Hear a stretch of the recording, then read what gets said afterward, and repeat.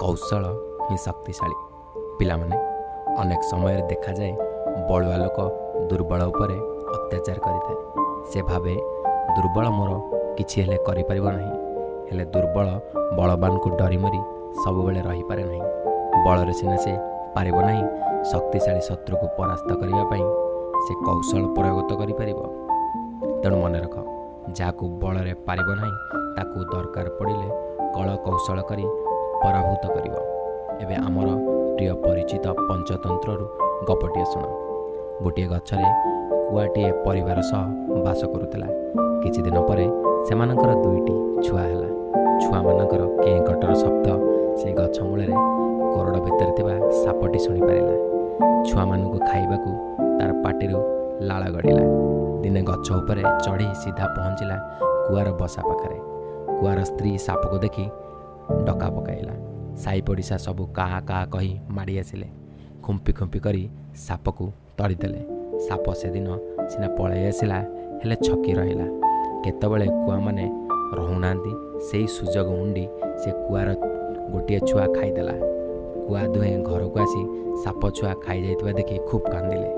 କୁଆର ସ୍ତ୍ରୀ କୁଆକୁ କହିଲା, ଚାଲ ଏ ଜାଗା ଛାଡ଼ି ପଳାଇବା। କୁଆ କହିଲା, ଦେଖ, ଅନ୍ୟ ଯେଉଁ ଜାଗାକୁ ଯିବା ସେଠି ଯେ ଆମ ଛୁଆ ପ୍ରତି ବା ଆମ ପ୍ରତି କିଛି ବିପଦ ନଥିବ ଏକଥା କିଏ କହିବ? ତେଣୁ ଏଇଠି ଥାଇ କିଛି ଉପାୟ କରିବା। ଆମ ଛୁଆକୁ ଖାଇଥିବା ଦୁଷ୍ଟ ସାପକୁ ଯେମିତି ହେଲେ ପାନେ ଦେବା। କୁଆର ସ୍ତ୍ରୀ କହିଲା, କିପରି ଆମେ ସାପକୁ ପାନେ ଦେବା? ଆମେ ତ ତା ସହିତ ଲଢ଼େଇ କଲେ ତାକୁ ପାରିବାନି। ସେ କୋରଡ଼ ଭିତରେ ଗାତରେ ଲୁଚି ରହି ବେଳ ଉଣ୍ଡି ଆମକୁ ଆକ୍ରମଣ କରିବ। ଆମେ ତାର କ'ଣ କରିବା? କୁଆ କହିଲା, ବଳରେ ସିନା ଆମେ ତାକୁ ପାରିବାନି, ହେଲେ କଳ କୌଶଳ କରି ଆମେ ନିଶ୍ଚୟ ତାକୁ ମରାଇବା। କୁଆ ସେହି ଦିନଠାରୁ ସୁଯୋଗ ଉଣ୍ଡି ରହିଲା। ଖରାଦିନ ଆସିଲା। ସେହି ରାଜ୍ୟରେ ରାଜା ଝିଅ ତାଙ୍କ ସାଙ୍ଗସାଥୀଙ୍କ ସହ ଆସି ପାଖ ପୋଖରୀରେ ଗାଧୋଇଲେ। କୂଳରେ ସବୁ ଅଳଙ୍କାର ଓ ଲୁଗାପଟା ରଖିଦେଇ ପାଣିରେ ପଶି ଗାଧୋଉଥାନ୍ତି। କୁଆ ଏହି ସମୟରେ ତାର ସ୍ତ୍ରୀକୁ କହିଲା, ଯା, ରାଜା ଝିଅର ସୁନାହାରଟିକୁ ଥଣ୍ଟରେ ଧରି ଆଣି ସାପ କୋରଡ଼ ପାଖରେ ପକାଇଦେ। କୁଆର ସ୍ତ୍ରୀ ଚଟ୍ କରି କାହା କାହା କହି ଉଡ଼ିଗଲା।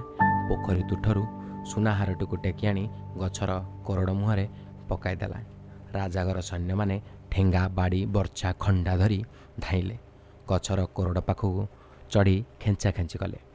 ପାଟିତୁଣ୍ଡ ଓ ଖେଞ୍ଚାଖେଞ୍ଚିରେ ସାପ ପଦାକୁ ବାହାରି ଆସିଲା।